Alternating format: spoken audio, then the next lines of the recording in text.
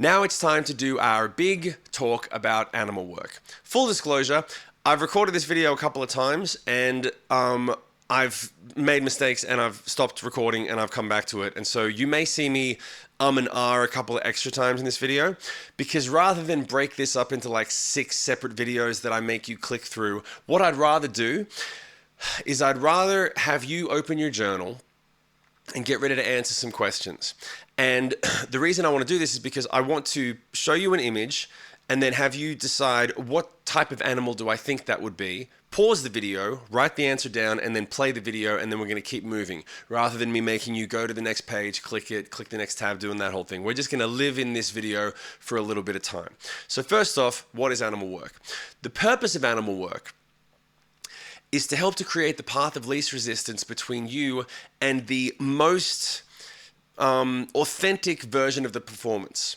Now, in your day-to-day life, you don't go around with these overemphasized arm movements and head movements and this sort of, you don't do that stuff, right?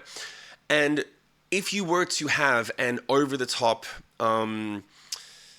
an accentuated body movement, it's usually because it's a unique situation that doesn't come up very much. Like, for example, if someone was threatening a family member, you would suddenly notice your arms, you would hunch down, you would get into a fight pose, right? But when you're going to the office or you're getting a coffee, you're just walking, doing your thing, right?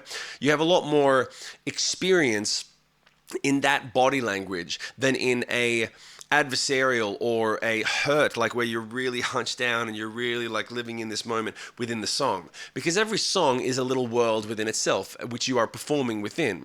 So attaching a piece of animal work to a piece of performance helps to convey it to the audience, and it's really designed for if this comes naturally to you. If you got 20 years of acting experience, you naturally will be like, okay, what animal might this be? Okay, so I'll just remember to hunch down like this and do this stuff. But that's after 20 years of practice. If you're doing this for the first time, you really need to think about, okay, what's the emotional state that I would be in? I'd be here, I'd be hunched over. Well, what animals do that? And then how do they move when they're there? And maybe I can take pieces of this. Maybe I can move my hand this way, or the way that instead of having a strong set of fingers that are like if you were commanding something and you had a strong, maybe it's kind of loose and limp and you're really just all of these tiny details, right? Now we're going to give you some examples of this. And the first one comes from a really great example that I love to tell, which, like I said, there's going to be a couple of pauses in this one, okay? So we're going to go to my man Hugh Jackman, right? My man Hugh Jackman played Wolverine. If you don't know Wolverine from the X-Men movie series, which rock have you been living under? But if you really have no idea who this character is, go and look it up.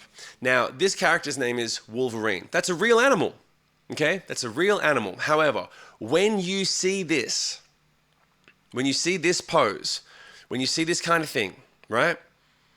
The nose down to the ground, the eyes looking up from a head down position, right? And those types of the arms out doing that thing, right? All of it. What animal do you most think resonates with that body language? I want you to pause the video and think, what animal did he choose for this? Pause the video. I'm going to keep rolling. You're going to come back in a second. Pause. Now, we're back. The funny thing about this story is you may have come up with something like a wolf, right? Maybe a lion, but an animal that's like this, on all fours, a wolf. The reason for this is hilarious. When Hugh Jackman, this is a true story, when Hugh Jackman read the script, he made his character assessments. And he said, I think the character is going to be this kind of guy, and he's got this history, and he gets in these types of fights, and I think the best animal work and the best kind of body language would be a wolf. Specifically, the way that wolves, he did some research, and he said their nose is to the ground all the time because they're constantly sniffing and tracking their prey. It's very formidable. And you know that if you were in the jungle and you saw a wolf looking at you like that, you would run for the hills. And that's the image, that's the emotion that he wanted to convey in every one of his opponents and the audience. He was like, if you see someone looking at you like this, you know to run, right? It's just this weird instinctive thing. The funny thing is, Hugh Jackman went on set. He's auditioned for the role. He's gotten the part. He's done the wardrobe, the hair, the makeup. He's on set filming, talking to the director about, so here's what I'm thinking for this scene. This is the first time that we see Wolverine getting ready to battle. I want to have my nose down and there, and I want to have this thing where because, you know, that's how wolves kind of do their thing. And I know that this character is like based off a wolf. And the director stopped him and said, a wolf?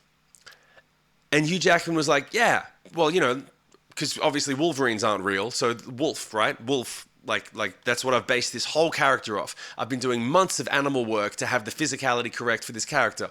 And the director said, nah, man, Wolverines are like a totally real thing. And Hugh Jackman had no idea. He'd never bothered to even Google Wolverine, the animal. He just went, Wolverine, wolf, wolves.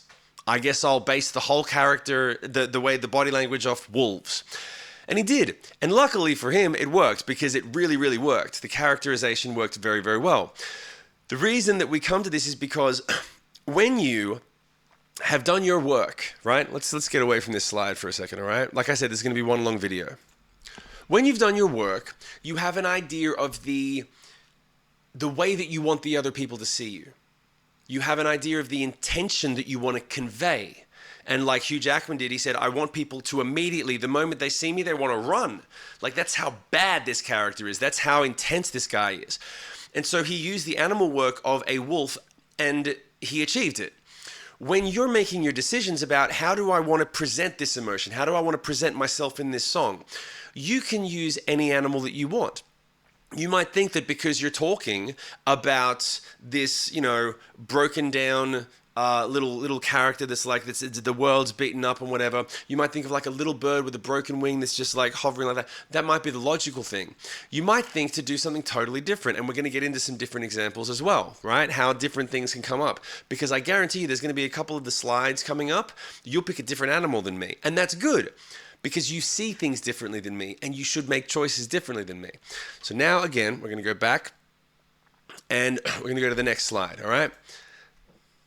This is the singer from a band called Tool, and his style for the first half of their career was that he was constantly looking like this. He was hunched over the microphone, but not even in a cool way. It was kind of a weird way. He looked like he was in some sort of weird trance, and he would, that was it. He wouldn't open up his shoulders. He wouldn't really do much. He would just be in this mode. So the question is, what animal do you think this is? Pause the video, write it down, and come back. So we've taken that break. Hopefully you paused the video and wrote it down. And now, what type of animal do you think this most looks like? When I see this, what I come up with is an orangutan. I see someone, because if you ever go to a zoo and you see an orangutan, they are hunched, constantly hunched, unless they're swinging from vine to vine. If they're swinging from vine to vine, they open up just to catch the next vine. But the rest of the time, they automatically go back to this thing, right? And I'm going to go back to my screen here. When they're moving, they crawl. They use both. They sort of do this thing where they're like, right? They get up and they're all hunched almost down to their feet. They're hunched all the way over and they stay there. And if they do move around, they kind of keep their shoulders hunched the whole time. If they look up, if they look down, they're just constantly like, that's just how they're kind of built. That's how they work. So if you wanted to say, all right, I'm going to stay in this place, this feels kind of natural, you go, the orangutan. And if you were going to do that, this is where the fun stuff comes in.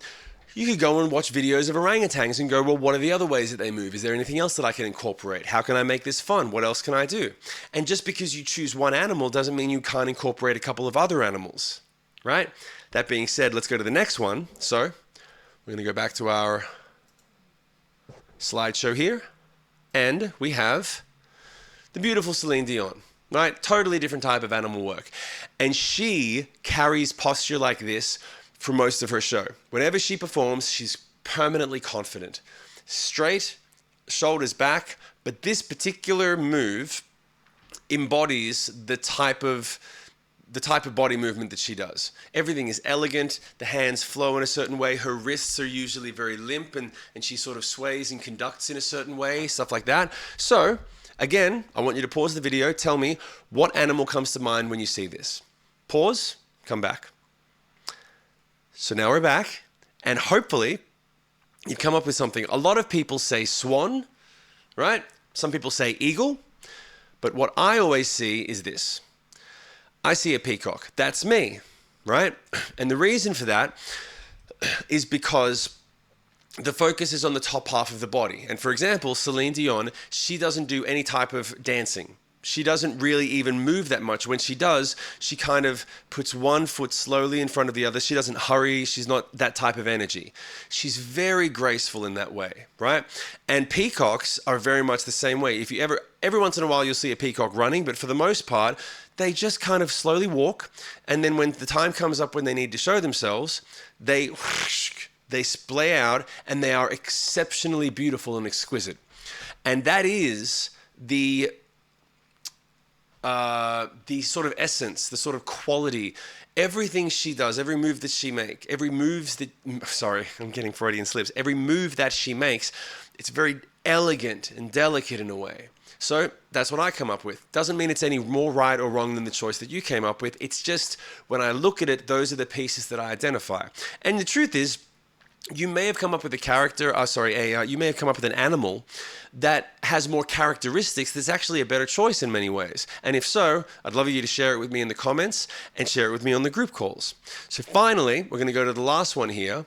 This one is a little bit more self-explanatory. We're probably going to choose the same thing, but this one it's masculine, right? It's screaming, the shoulders are back, the hands up right there. He's not screaming and buckling down into the microphone and hunching down even though he's singing a big note, right? So pause the video, tell me what animal comes to mind when you see this type of performance. Paused, unpaused hopefully. Let's check out let's see what our audience said, all right?